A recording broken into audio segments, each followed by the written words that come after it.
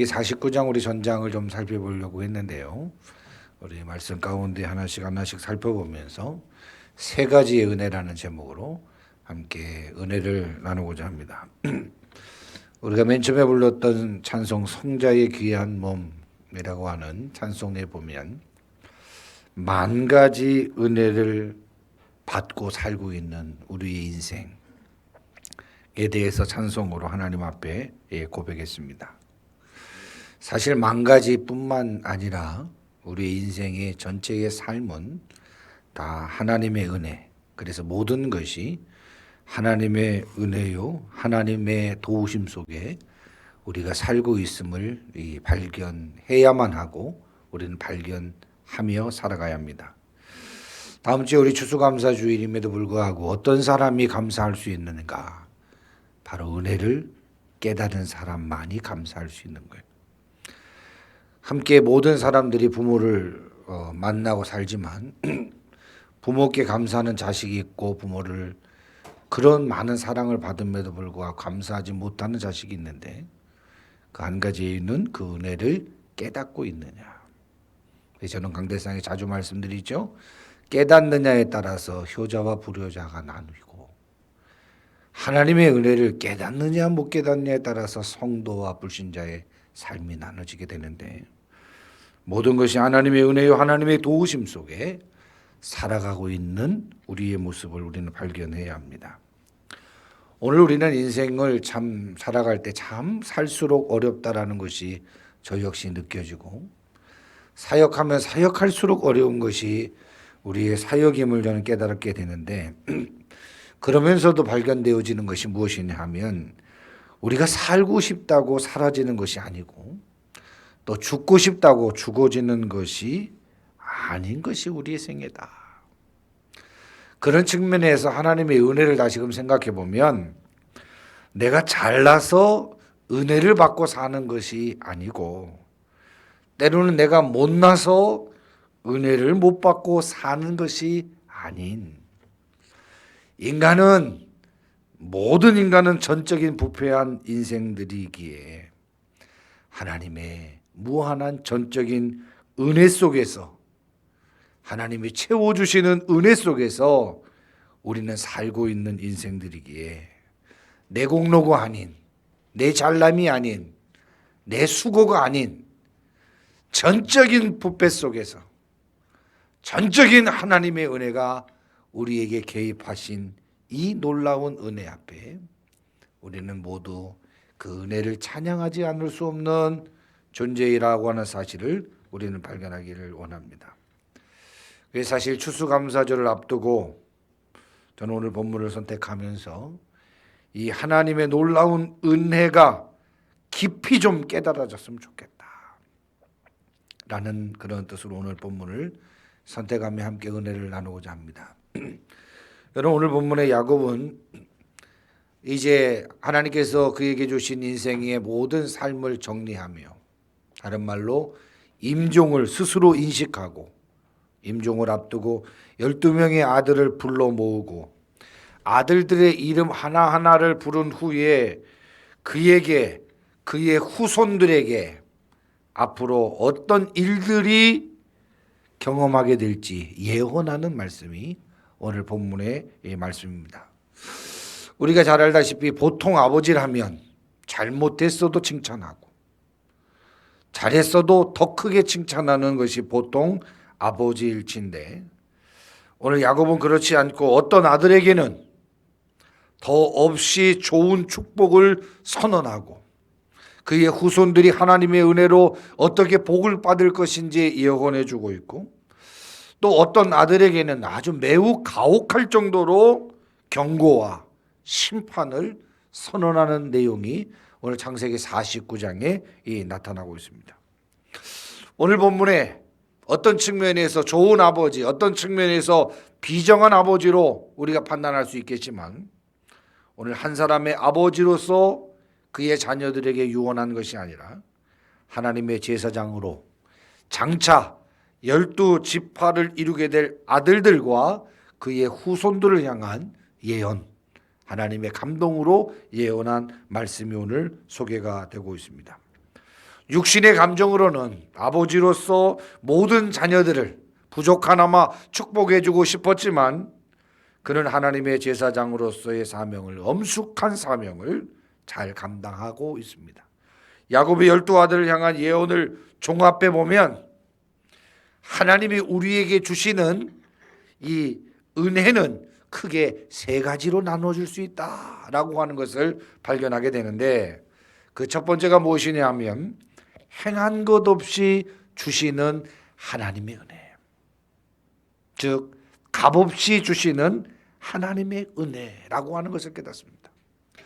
여러분, 은혜라고 하는 것은 바로 행한 것 없이 주시는 것, 즉 값을 지불하지 않았는데도 불구하고 값없이 주시는 것이 바로 은혜라고 하는 단어에서 가장 뜻깊게 우리에게 다가옵니다. 여러분, 오늘 야곱에게는 12아들이나 있었습니다. 12아들. 부인이 4명이나 됐는데 첫째 분인 레아를 통해서 르우벤과 시므온과 레위와 유다와 이사갈과 스불론, 그리고 라헬의 몸종 비라, 단과 납달리, 그리고 레아의 몸종 실바, 갓과 아셀, 둘째 부인 라헬을 통해서 요셉과 베냐민을 얻어서 야곱은 4명의 부인을 통하여 12명의 아들을 낳게 됩니다.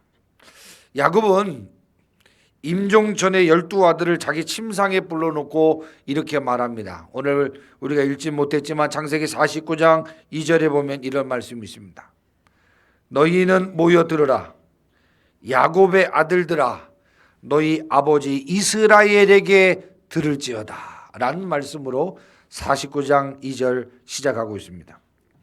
야곱의 아들 중에는 서론에도 말씀드렸지만 크게 복을 받은 아들들도 있고 또 유명해진 아들들도 있지만 큰 두각을 나타내지 못한, 때로는 복을 받지 못한 책망만 받은 아들도 포함되고 있습니다. 그러나 오늘 분명한 것은 야곱의 12아들들이 잘난 놈도 있고 못난 놈도 있고 복을 받은 놈도 있고 복을 받지 못하고 저주를 받은 아들도 있지만 야곱의 12아들은 민족을 이루는 12지파의 대표가 되는 이름을 남겼다라고 하는 사실을 우리는 발견하게 됩니다. 아울러 하늘의 새 예루살렘 성에서 구약을 대표하는 그 이름을 가지게 되는 주인공들이 되었다라고 하는 이 사실 앞에 얼마나 큰 영광된 일이 되었는가라고 하는 사실을 발견합니다. 야곱의 12아들로 태어난 것만 해도 엄청난 영광이요, 엄청난 은혜라고 하는 사실이죠. 그런데 그들이 야곱의 아들로 태어난 것이 자기들의 선택으로 태어난 것인가, 자기가 야곱의 12아들로 태어난 것이 자기들의 노력으로 된 것인가라고 하는 문제예요. 우리가 하나님의 자녀가 된 것이, 우리가 하나님 앞에 직분을 맡은 것이, 우리가 오늘도 이 코로나19 시대에 대면 예배가 꺼려지는 이 상황 가운데도 하나님 앞에 나와 예배하고 기도하고 찬송할 수 있는 것이 바로 우리의 선택인가, 우리의 노력의 결과인가 라고 하는 부분입니다. 여러분, 우리는 우리가 스스로 신앙생활 하는 것 같고, 우리가 잘나서 성도로 구원받은 것 같고, 우리가 잘나서 직분을 맡은 것 같지만 우리의 잘남으로 이루어진 것이 아닌, 우리의 노력으로 이루어진 것이 아닌 전적으로 하나님의 선택이고 하나님의 은혜라고 하는 사실을 발견해야 됩니다. 오늘 수많은 교회 중에 우리가 이렇게 예배당을 우리의 교회의 이름으로 구입한 것, 저는 사실 저희 교회가 어디 가서 아직도 저는 개척교회를 섬기고 있습니다, 개척교회를 섬기고 있습니다, 이게 지금 입에 배가지고 늘 인사를 해요. 최근에 우리 목사님들이 이곳에 와서 예배를 드리고 저희 교회를 보면서요, 다시는 얘기하지 말라고. 무슨 개척교회 정신교 목사, 개척교회가 이렇게 예배당을, 이렇게 좋은 예배당을 가지고 있어. 지금 교회들이 얼마나 어려운데, 이렇게 어려운데도 불구하고 이 예배당 안에서 이렇게 많은 아이들이, 이렇게 성도들이 이 좋은 공간에서 예배드릴 수 있는 거 이미 큰 교회다. 큰 교회다. 자기 교회 건물을 가진 교회들이 그렇게 많지 않다라고 얘기를 하시더라고요.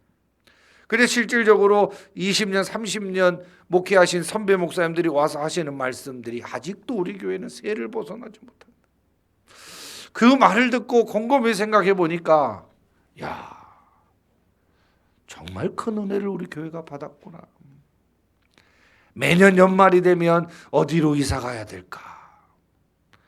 매년 연말이면 어떻게 내년에 월세를, 보증금을 올려달라고 하는 것을 좀 타협해 볼까 하며 지냈던 시간들이 엊그제 같은데, 정말 우리 교회를 하나님이 엄청나게 사랑하셔서 이 과정마다 내 노력이, 내 어떤 선택이 아닌 하나님이 강하게 이끄셔서 정말 초라한 그런 인테리어도 아닌, 부족한 그러한 시설도 아닌, 날마다 좋아지는 가운데에서 우리의 다음 세대들도 이곳에서 예배드릴 수 있게 되니 참 하나님의 은혜가 감사하고 또 감사하다라는 생각을 가져봅니다. 주일학교 예배를 드리는 모습을 오늘도 봤을 때, 여러분 정말 우리 교회가 복 중에 복은 주일학교가 있다는 거예요. 주일학교. 정말 큰 교회들도요, 주일학교 예배가 없습니다. 선생님들은, 장년부들은 200명 300명 되는데도 불구하고 주일학교 예배가 없는 교회가 많아졌어요. 여러분 그럼에도 불구하고 이렇게 지금 억지로나마 끌려 나와서 우리 아이들 예배를 드리고 있지만, 지금 교회들이 주일날 오후 예배에 젊은이들이 없습니다. 젊은이들이 없어요. 저도 가끔 가다가 오후에 헌신 예배를 가보면 머리가 하얀 권사님들만 남아있는 교회들이 굉장히 많이 있습니다.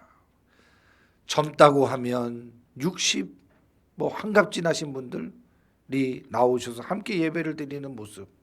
시골 교회는 더더욱 큰일이더라고요. 큰일. 지금 우리 목사와 장로의 정년은 만 70세입니다. 만 70세. 그래갖고 만 70세가 되면 은퇴를 해요. 근데 이 시골 교회는 큰일이 났어요. 큰일이 났어요. 교회의 막내가 만 70세랍니다. 교회의 막내가 만 70세.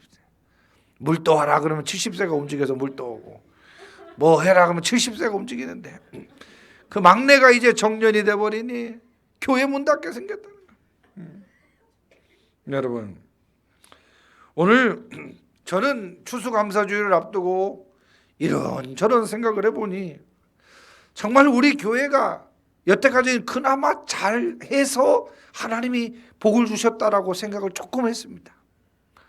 그래도 어디 가서 우리 교회는 어려워도 남을 도와주려고 하고, 어려워도 개척교회를 살려주려고 하고, 어떻게 하든지 선교지까지 이제 품고 한번 가보려고 해서 하나님이 긍휼을 베풀어 주셔서 오늘날 우리 교회가, 오늘날 우리의 가정이 있었다라고 늘 생각하는 마음이 조금 있었습니다. 그러나 돌이켜보니까 아무것도 주님 앞에 행한 것이 없다라고 하는 것이 발견되는 거예요. 마치 야곱의 12아들이 자기의 선택으로 야곱의 아들이 되어 보려고 노력해서 된 것이 아니라 하나님의 전적인 은혜와 계획과 선택 속에서 그의 아들이 된 것처럼, 그 12아들이 이스라엘의 대표하는 지파로서의 그 자격으로 또 이름을 남기게 된 것, 이것은 자기의 선택이 아닌 하나님의 선택이요 은혜였던 것처럼 우리의 교회가 바로 이런 은혜 속에 있구나. 우리의 가정들이 이런 하나님의 전적인 선택과 은혜 앞에 있구나. 오늘도 나는 내가 힘들여서 차 타고 교회 온 것, 하나님 내가 이렇게 수고했는데요, 내가 이렇게 주님을 위하여 예배드리기 위해서 왔는데요 라고 오늘도 교만된 모습으로 서 있지만, 하나님이 내 다리에 힘을 주지 않으면, 하나님 나에게 오늘도 일어나 걸어 하나님 앞에 예배드릴 수 갈 수 없도록 만들었으면 우리 못 갈 수밖에 없잖아요. 코로나 한 방에 한국교회가 무너져 버리고 성도들이 다 예배를 기피하는 이 시대에 오늘 우리를 이 자리에 예배하게 하신 것은 바로 하나님의 은혜밖에 없다라고 하는 것을 우리 고백하며 감사해야 됩니다. 여러분, 예배를 드릴 수 있다는 것은 하나님의 은혜로밖에 설명될 수가 없어요. 은혜로밖에. 여러분, 우리가 무엇했어요? 우리가 무엇을 했는데 하나님이 우리의 가정을 이토록 지켜주셨고 하나님이 이토록 나를 세워주시고 우리의 교회를 세워주셨냐.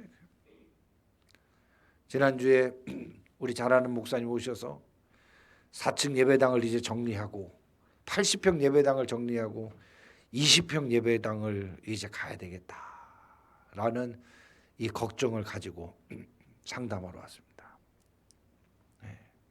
80평 예배당에 그 모든 시설들을 정리하고 20평 예배당으로 옮긴다. 그래서 제가 생각해 보면서 이런 얘기를 했어요. 교회는 절대 줄여서 가는 거 아니다. 집은 혹시 줄여갈 수 있어도 교회는 줄여서 가면 안 된다. 그래서 저희 교회를 생각해 보니까 우리 이금화 권사님이랑 처음 시작할 때 그 30평에 15평이 사택이었고 15평이 교회였는데 산소가 들어오지 않아. 산소가 들어오는 기계를 설치해 갖고 산소를 기계를 통해서 들어와서 숨을 쉬고 살았습니다. 그곳에서.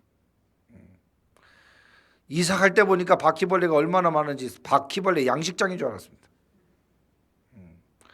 그곳에서 교회가 시작되고 그곳에서 살림이 시작됐는데 돌이켜보니 하나님께서 지상으로 뽑아주시더니 그리고 지상 중에서 4층에 살다가 1층 좋은 곳으로 오게 하시더니 남의 집에서 이제 우리 교회로 이동하는 모든 과정을 보니까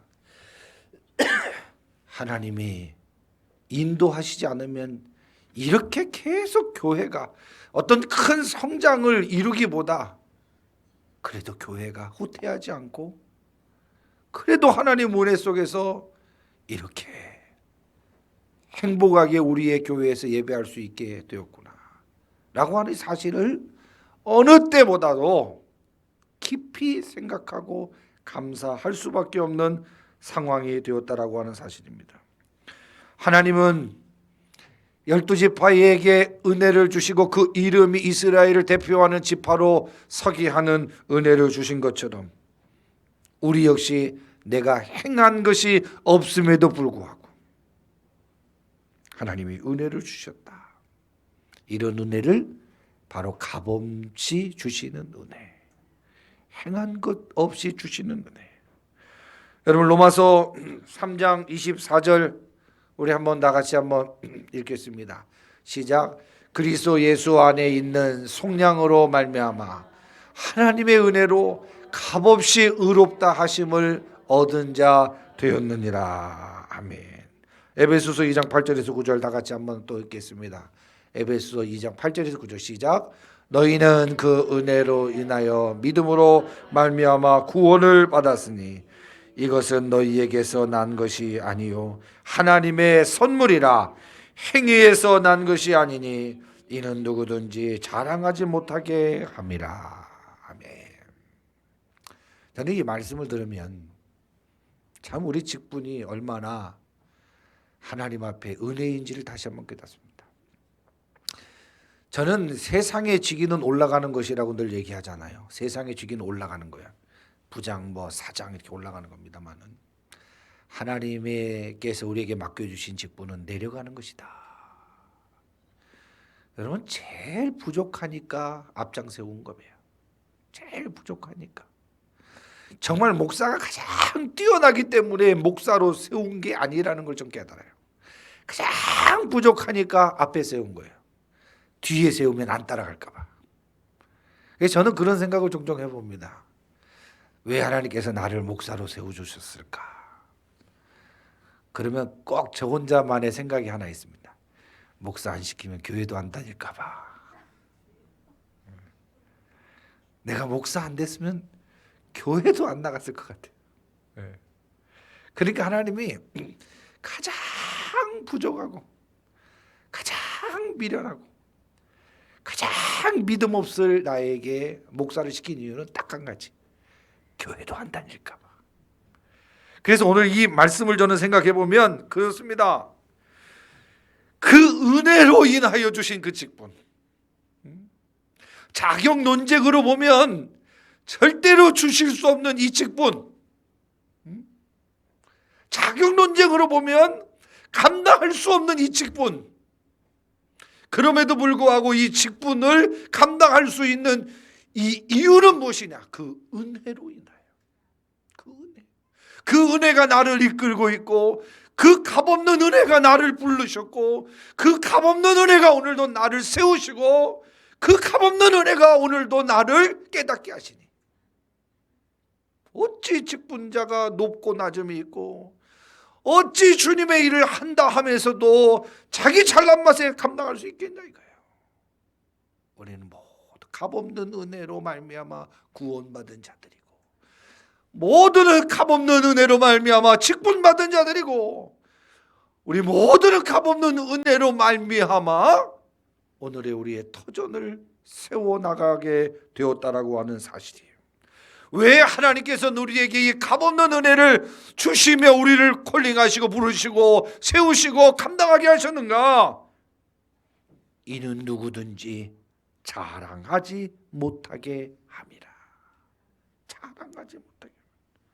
여러분, 저는요 오늘 본문 말씀을 통해서 정말 우리 교인들 잘 들어야 돼요. 쓸데없는 공로의식을 버려야 됩니다. 쓸데없는 공로의식을 버려야 돼요. 여러분, 새신자가 교회에 들어오면 누가 이 교회에 공로가 있는지 대본한다 그래요. 대본한다 그래요. 누가 이 교회에서 헌금을 제일 많이 하는지 금방 한다 그래요. 누가 이 교회에 최초로 나와서 신앙생활 했는지도 금방 한다 그래요. 왜? 어깨에 내가 세웠어. 저 피아노 내가 샀어. 남들은 가만히 있는데 이 꽃은 너무 아름답지 않아? 그러면 꽃을 드린 사람이죠. 그래서 이 공로의식이 이 교회들마다 너무나도 많아서 큰 교회들이 많이 싸우는 이유가 거기 있다 그래요. 내가 더 많이 했는데 왜 나를 무시하느냐? 내가 더 많이 하나님을 위해 수고하는데 넌 나보다 수고하지 않는데 왜 그냥 나대고 앞서느냐? 너는 나보다 교회 늦게 왔는데 왜 늦게 왔는데 설쳐대느냐? 너는 나보다 헌금도 많이 하지 않는데 왜 나보다 더 설쳐대느냐라고 말할 때가 참 많아요. 여러분, 다 쓸데없는 공로의식 때문에 그렇습니다. 성도는 공로의식으로 신앙생활하는 사람이 아니라 은혜의식으로 신앙생활하는 사람입니다. 하나님의 은혜가 나를 세우시고, 하나님의 값없는 은혜가 나를 장로 만들었고, 하나님의 값없는 은혜가 오늘 우리의 가정을 세우시고, 하나님의 값없는 은혜가 나에게 힘 주셔서 돈을 많이 벌러 헌신하게 하신 것이다. 그러므로 벼가 익으면 고개를 숙이듯이 하나님의 공로의식은 익지도 않으면서 뻣뻣하게 서 있는 거지만, 은혜의식은 익으면 익을수록 숙이는 거예요. 하나님의 값없는 은혜가 나를 주장하셨기 때문에 그렇습니다. 나라가 망하는 이유는 공신들 때문에 그렇다고 그러잖아요. 내가 전쟁을 통해서 저 나라를 이기고 수십만을 죽였으니 내가 이제 대우를 받아야 되지 않느냐라는 그 공신들 때문에, 나라를 세운 그들 때문에 나라가 망한다 그래요. 오늘 말씀에 의거해서 우리의 은혜라고 하는 것을 다시 분명히 알아야 됩니다. 그 은혜는 값없는 은혜, 행한 것 없이 주시는 은혜, 이 은혜는 누구든지 자랑하지 못하게 하시기 위해서 주시는 은혜. 여러분, 우리 모든 것이 하나님의 은혜인 줄 믿으시기 바라요. 우리의 출생, 우리의 구원, 심지어 우리의 고난당하는 제목까지도 하나님의 은혜입니다. 이 땅은 내가 자랑할 것이 하나도 없습니다. 이 은혜가 지금도 나를 향하고 있습니다. 나를 선택해 주신 은혜, 믿음을 주신 은혜, 구원을 받게 하신 은혜, 천국 백성이 되게 하신 은혜, 오늘도 이 은혜가 나를 향하고 있음을 기억하고 이 은혜 앞에 더욱더 겸손하게 은혜 의식 속에서 하나님께 감사와 영광을 돌릴 수 있는 저와 여러분 되기를 축원합니다. 두 번째로 행한 대로 주시는 은혜가 있다. 행한 대로, 일한 대로 주시는 은혜가 있다. 오늘 오전에도 우리 원로 목사님 잠깐 말씀드렸지만 야곱의 12아들들은 오늘 본문의 49장에 보면 자신들이 어떻게 살았느냐에 따라서 자신이 행한 대로 축복을 받기도 하고 저주를 받기도 했습니다. 잘못한 아들에게는 책망과 저주가 있었고 잘한 아들에게 분명히 상급이 있었습니다. 그것은 하나님은 행한 대로 상을 주시기도 하고 행한 대로 벌을 주시기도 하는 하나님의 속성 공의로운 하나님이시다라고 하는 사실을 오늘 본문 속에서 발견합니다. 하나님은 행한 대로 주시는 은혜가 있습니다. 다른 말로 말하면 일한 대로 갚아주시는 은혜의 하나님이시다. 여러분 계시록 22장 12절 말씀해 보면 보라 내가 속히 오리니 내가 줄 상이 내게 있어 각 사람에게 그가 어떻게 해요? 행한 대로 어떻게 주리라? 갚아주리라. 보라 내가 속히 오겠다는 거예요. 내가 줄 상이 지금 내게 있다라는 거예요. 각 사람에게 그가 어떻게 행한 대로 어떻게 하나님 앞에 헌신했는가, 어떻게 주의 복음과 하나님의 나라의 확장을 위하여 수고했는가, 그 행한 대로 갚아주리라. 그 행한 대로 갚아준다라고 하는 개념은 네가 10,000원을 썼으면 내가 10,000원을 주겠다는 게 아니라 그 행위에 충분한 위로가, 충분한 보상이 될 수 있는 결과를 허락해 주시겠다라고 하는 이 하나님의 선언입니다. 여러분 야곱의 아들 중에 잘못하여 저주받은 대표적인 아들들이 있습니다. 창세기 49장 3절부터 나오는데요. 사실 그 아들들은 이 구약 시대에 보면 족장 시대에 큰 아들, 둘째 아들, 셋째 아들만 되면 형의 또 둘째, 셋째는 자동적으로 복의 크기가, 어떤 그 권리의 크기가 보장되었던 아들들이 저주를 받았습니다. 르우벤이라고 하는 이 장자는 사실 야곱의 장자 아들이었습니다. 장자 그 자체는 복이에요. 장자 그 자체는 축복의 계승자가 되는 그러한 이 선언을 받고 태어납니다. 그러나 이 르우벤은 큰 잘못을 저지르죠. 아버지의 저 비라라고 하는 아버지의 아내와 이 간통을 하게 됩니다. 야곱은 이러한 점에서 그 아들을 괘씸하게 여기고 어떻게 보면 율법에 의하면 사형에 처할 수 있는 엄청난 죄 앞에 르우벤은 하나님을 대리해서 아들이지만 아버지로서는 충분히 용서할 수 있는 영역이 있었겠지만 율법에 의하면 사형될 정도로 이 큰 잘못 앞에 하나님을 대리하여 심판을 선언합니다. 그래서 그는 태어날 때는 장자로 태어났지만 그 죄악으로, 그 행함으로 인하여 장자의 권리를 박탈당하게 되는 것이 오늘 본문에 나옵니다. 그러면서 오늘 이 본문을 통해서 우리는 분명하게 기억합니다. 모든 것이 당연한 것이 아니라는 거예요. 모든 것이 당연한 거예요. 내가 목사니까 이렇게 대우받아야 되고 내가 뭐니까 이렇게 대우받아야 되고 우리는 너무나도 당연하게 생각합니다. 오늘 르우벤은 장자로 태어나서 장자의 권리를 누리는 것이 너무나도 당연한 것이고 상식적임에도 불구하고 그의 범죄로 인하여 그 장자의 권리를 박탈당하는 이 사건을 보면서 일한 대로 갚아주시는 하나님의 엄중한 공의를 우리는 바라볼 줄 알아야 됩니다. 어떻게 보면 많이 맡은 자에게 더 많은 것을 요구하시는 하나님, 작은 것을 받았음에도 불구하고 땅에 묻지 아니하고 그 작은 것이라도 하나님 앞에 온전하게 헌신할 수 있는 그 결과를 보시는 하나님의 엄중함을 봐야 돼요. 하나님은 이 공의의 하나님, 엄중하신 하나님을 이심을 우리는 보아야 됩니다. 그 뒤를 이어서 시므온과 레위가 자동적으로 장자의 권리를 받게 되는 그런 위치에 있었습니다마는, 이 둘째, 셋째도 오늘 시간상 말씀드리기 없지만 피를 많이 흘리는, 거짓말을 통하여 비록 이방인이었지만 그 남자들을 다 살려가고 죽임으로 인하여 장자의 권리를 박탈당하여 결국 레위 지파는 레위의 잘못 때문에 땅을 분배받지 못하고 이스라엘 전국에 흩어져서 살아가게 되는 이런 엄중한 책망과 심판을 첫째, 둘째, 셋째가 받게 됩니다.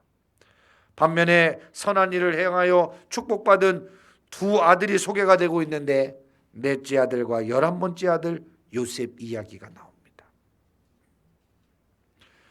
여러분, 특히 유다는 위로 루벤, 시므온, 레위가 큰 죄를 저질러서 장자의 권리를 부여받지 못하게 되죠. 유다는 장자권을 이제 물려받을 차례가 되었습니다. 그는 주어진 기회를 놓치지 않고 하나님의 은혜로 장자권을 물려받게 됩니다.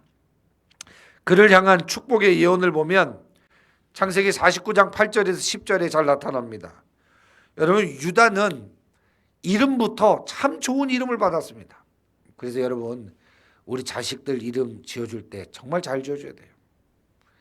옛날 어른들 이름 너무 함부로 지었죠. 죽자, 말자,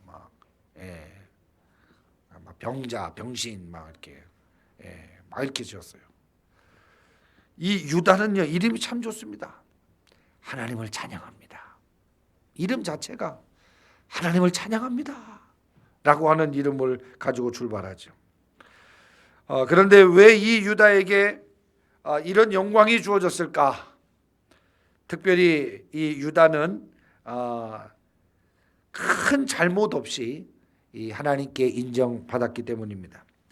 특히 유다는 여러 차례에 이 형제와 이 공동체를 위해서 희생하고 헌신하는 모습들이 창세기에 자주 나타나게 되는데요. 요셉을 죽이려 할 때도, 구덩이에 파서 요셉을 죽이려 할 때도 그 형 중에 이 유다가 말려서 요셉을 살려내게 됩니다. 결국 식량난에 의해서 식구들이 이 애굽으로 내려갈 때에 이 요셉의 그 명령에 또 유다는 아버지 야곱을 설득해서 베냐민을 애굽으로 데려오게 되고, 또 아버지의 일을 설득하는 이 과정 속에서 이 유다는 아버지에게 베냐민을 무사히 데리고 오지 못한다면 내가 평생 아버지에게 벌을 받겠다 라고 하면서 아버지를 설득하여 그의 가족을, 그의 공동체를 살려내는 희생정신이 성경 창세기에 부단히 많이 나타나고 있습니다. 여러분, 오늘 이 유다, 또 뒤에 한번 살펴볼 이 요셉, 그들은 하나님의 축복을 받게 되는, 행한 대로 복을 받게 되는, 그러나 이 루벤과 레위와 시므온은 행한 대로 저주를 받게 되는 이 상황을 보면서 오늘 우리의 아픔과 우리의 고난과 우리의 눈물 가운데 오늘 우리는 하나님이 살아계시지 않아서 생긴 결과라고 우리는 원망하며 불평할 때가 참 많습니다. 그러나 반면 우리는 한번 곰곰이 생각하고 회개해 볼 필요가 있습니다. 공의로우신 하나님 앞에 내가 부지 중에라도 하나님 앞에 범죄한 사실이 없었는가? 이 고난 앞에 내가 하나님을 멀리하고 살한 모습은 없었는가? 오늘 오전 말씀에도 욥기 42장 5절에 욥이 얼마나 신실하게 믿음 생활을 하고 살았습니까? 사단이 시기할 정도로 그는 하나님을 잘 섬긴 사람 아닙니까? 그럼에도 불구하고 사단은 끊임없이 이 욥을 조소하고 욥을 무너뜨리려고 해서 하나님의 영광을 가리기 위해서 끊임없이 노력하잖아요. 자기가 보는 앞에서 자식이 죽어나가고, 자기가 보는 앞에서 재산들이 약탈당하고, 정말 견딜 수 없는 이 육신의 악창이 머리끝에서 발끝까지, 정수리부터 발끝까지 마지막 남은 아내마저도 하나님을 욕하고 죽어라, 하나님을 욕하고 떠나라 라고 부정하는 가운데 그나마 믿음 생활하면서 함께 기도하고 함께 성경 공부했던 친구들마저 네가 죄를 저질렀기 때문에 하나님이 너에게 시련을 준 것 아니냐, 아무리 생각해도 내가 죄를 진 거 없고 아무리 생각해도 내가 하나님을 잘 섬긴 것밖에 없는데 어떻게 나의 삶에, 나의 상황 가운데 이렇게 모든 것을 다 잃어버리고 모든 사람들이 다 떠나게 되었을까? 죄를 뒤집어 쓰고 곰곰이 생각해 봐도 나의 잘못을 깨달을 수 없었던, 나의 범죄를 깨달을 수 없었던 그가 욥기 42장 5절 고백하는 게 뭐예요? 하나님 깨달았습니다. 내가 여태까지는 머리로만 주님을 알았는데, 지식으로만 주님을 알았는데, 형식적인 신앙생활로 주님을 섬겼는데 이제는 눈으로 주님을 배웁니다. 이제 영과 진리로 주님을 아련합니다. 나 나름대로는 잘 신앙생활 한다고 생각하고, 내가 우리 교회에서 제일로 신앙생활 잘한다고 생각하고, 내가 누구보다도 잘하고 살았다고 생각했는데 여태까지 나의 신앙생활은 형식적이었고 나의 신앙생활은 가식적이었는데 머리로만 주님을 알았는데 이제는 눈으로 주님을 배웁니다. 진실로 나를 사랑하시고 나를 인도하시는 하나님을 온전히 섬기겠다라고 하는 이 고백 앞에 온전하게 회개하기 시작하잖아요. 잘못을 깨닫고 회개하기 시작하잖아요. 자기의 공로의식 속에 살았던 자기가 아무것도 아님을 깨닫고 주님 앞에 철저하게 회개하기 시작합니다. 두 손 높이 들고 죄를 뒤집어 쓰고 회개하기 시작해요. 그러자 욥기 42장 결론이 뭡니까? 42장이 올 때까지 1장은 축복자 욥에 대해서 설명하면서 40장 정도가 그의 고난을 설명하고 있잖아요. 변론의 과정을 설명하고 있잖아요. 42장에 회개하고 나니까 그 수많은 고통 가운데에서 다시금 하나님을 진실로 배웠고 그 은혜의 지배를 받게 되니까 42장은 그 전에 받았던 축복에 갑절의 축복이 그에게 임하여 모든 것이 해피엔딩으로, 모든 것이 하나님의 은혜로 마무리되는 것이 욥의 욥기서의 결론으로 보게 되지 않습니까? 사랑하는 성도 여러분, 하나님은 우리를 구원하실 때는 내가 행한 것이 없는데도 구원해 주셨습니다. 아무 공로 없이 오직 믿음으로 예수님의 보혈로 우리를 의롭다 하시고 우리를 인정해 주셨습니다. 그러나 구원 이후에는 우리는 어떻게 행하느냐에 따라서 하나님께 복을 받기도 하고 징계와 고난을 받기도 한다는 사실입니다. 그러면 우리는 어떻게 행해야 합니까? 기회가 있는 대로 선을 행하는 자가 되어야 돼요. 갈라디아서 6장 9절에서 10절 말씀 우리 한 목소리로 같이 한번 읽어볼까요? 갈라디아서 6장 9절에서 10절 우리가 선을 행하되 낙심하지 말지니 피곤하지 아니하면 때가 이름에 거두리라. 그러므로 우리는 기회 있는 대로 모든 이에게 착한 일을 하되 더욱 믿음의 가정들에게 할지니라. 아멘. 여러분, 오늘 이 은혜의 역사가 어떻게 이루어지는지 다시 한번 우리 보면 하나님의 구원은 값없이 우리에게 주어졌다. 우리의 행한 것에 기인하지 않고 하나님의 전적인 은혜로 출발하고 완성된다. 그러나 구원 이후에는 이 값없는 이 무조건적인 선택 이후에는 구원 이후에는 우리가 어떻게 행하느냐에 따라서 하나님의 복과 징계를 받게 되는데 선을 행해야 된다. 낙심치 말고 피곤하지 아니하고 선을 행해야 된다. 하나님의 은혜를 받았으니 은혜를 끼치고 전달하는 사람들이 되어야 된다라는 말입니다. 오늘 우리는 행한 대로 주시는 은혜를 경험하고 일한 대로 갚아주시는 공의의 하나님 앞에 은혜 받은 백성들로 선한 영향력을 끼칠 수 있는 저와 여러분 되기를 주님의 이름으로 축원합니다. 마지막 짧게 생각할 것은 행한 것 이상으로 주시는 하나님의 은혜가 있다. 생각한 것 이상으로 주시는 하나님의 은혜가 있다. 사실 우리는 신앙생활 10년 정도 이상 하면 우리의 생각보다 더 큰 것을 주시는 하나님을 경험하게 되지 않습니까?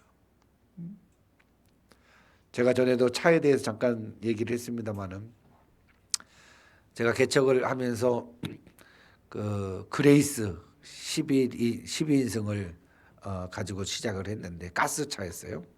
근데 이 그레이스는 이 후륜인가요? 후륜이어가지고 저희 집사람이 그 LG 디스플레이를 출근을 할 때 한겨울이 되면 조금만 올라가는 언덕이 있는데 거기를 못 올라가는 거야. 겨울이 되면. 근데 동그란 신형 스타렉스가 그냥 올라가더라고요. 스타렉스가 올라가고 저는 못 올라가고. 그래갖고 상계동에 하계동에 산업대학교 예배드리러 갈 때도 이 가다가 눈만 오면 이 그레이스가 못 가고 세워놓고 눈 놓고 가져오고 그런 기억이 있었습니다. 그래서 그때 교회가 너무나도 어려워서 내가 목회 은퇴할 때까지는 저 동그란 스타렉스 한번 사서 목회할 수 있을까? 아주 너무 큰 절망이었어요. 진짜 큰 절망. 목회를 아무리 해도 안 될 것 같고 힘이 드니까 내가 그 동그란 지금 조도 안 타는 이 동그란 이 스타렉스를 내가 타보고 목회를 마칠 수 있을까? 이런 소원을 꿈꾸지만 기대할 수 없는 소원을 가지고 그 차 안에서 추위에서 그 차를 세워놓고 걸어오면서 그런 소망을 한번 꿈꿔본 기억들이 있습니다.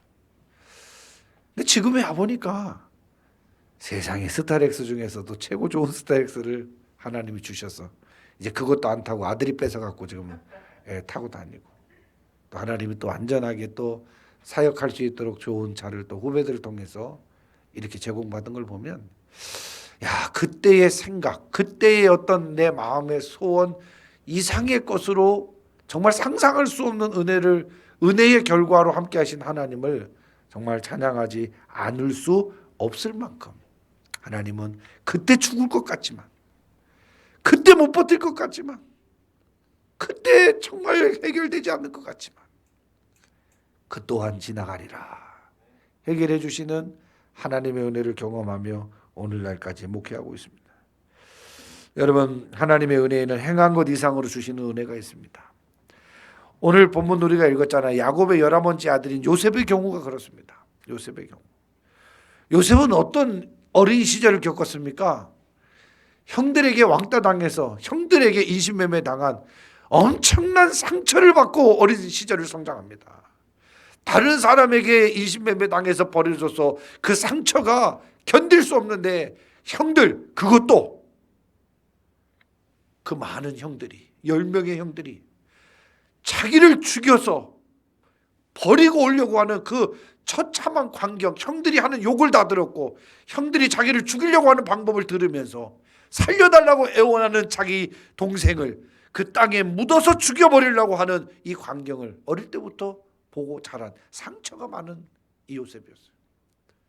결국 애굽으로 인신매매 당해 팔려갔지만 그곳에서 13년 종살이와 옥살이로 고난받은 후에 이 요셉은 애굽의 총리가 됐죠. 그리고 고향에 살고 있는 이 아버지와 형제들 미워 죽겠지만 죽이고 싶을 정도로 미웠지만 하나님이 그에게 마음의 감동을 주셔서 그 형제를 그 부모를 품게 하셔서 모두 힘들고 나가 떨어질 수밖에 없는 상황 속에서도 아름다운 땅 고센에서 정착하여 잘 살 수 있도록 하나님은 은혜를 요셉의 가정에게 베풀어 주셨습니다. 야곱은 요셉이 어릴 적부터 다른 아들들보다 그를 더 사랑하고 편애했습니다. 그런데다가 요셉이 부모와 형제들에게 큰 은혜를 베풀었기 때문에 너무나도 고맙게 생각하면서 오늘 보면 하나님의 감동에 따라 요셉에게 최대의 축복을 선언하는 장면이 오늘 본문에 나옵니다. 창세기 49장 22절에서 26절입니다. 요셉을 향한 그의 축복은 너무나도 아름답고 풍성합니다. 특히 이 대목이 그렇습니다. 너는 샘물 곁에 심겨진 나무가 무성한 가지를 내어서 그 가지가 담장을 넘는 것처럼 무성한 가지와 같을 것이다. 담장을 넘을 거야. 샘 곁에 심겨진 나무가 담장을 넘는 축복을 받게 된다. 샘물 곁에 심겨진 나무가 얼마나 복된 나무냐 하면 어떤 가뭄이 와도 끄떡이 없습니다. 왜? 샘 곁에 뿌리가 있기 때문에, 물의 공급을 받기 때문에. 그 가지가 무성하게 자라서 담장을 넘길 정도, 그만큼 요셉의 후손이 번성하게 될 것이다 라고 하는 축복이 오늘 본문에 나타납니다. 사랑하는 성도 여러분, 하나님의 은혜는 바로 이렇습니다. 오늘 우리가 남들보다 좋게 또 행복하게 조금 더 넓게 조금 더 감사하게 설 수 있는 이유는 바로 행한 것 이상으로 주시는 하나님의 은혜가 우리를 향하고 있기 때문에이라고 하는 사실을 기억하면서 오늘 말씀의 결론을 맺습니다. 은혜 아니면 살아갈 수밖에 없는 오늘 우리의 현실에 하나님은 바로 행한 것 없이 주시는 그 은혜와 행한 대로 갚아주시는 은혜와 생각한 것 이상으로 주시는 그 은혜가 오늘 나와 우리 가운데 있었기 때문에 내가 오늘날까지, 우리의 교회가 오늘날까지 존재되고 있게 되었다라고 하는 것을 다시금 인정하고 한 주간 동안도 이 은혜 앞에 사로잡혀 은혜를 감사하고 다시금 진정 깨달아 정말 추수감사주의를 지나면서 정말 하나님의 은혜 감사합니다 라고 진실로 고백하며 영광 돌릴 수 있는 저와 여러분 되기를 주님의 이름으로 축원합니다. 기도하겠습니다.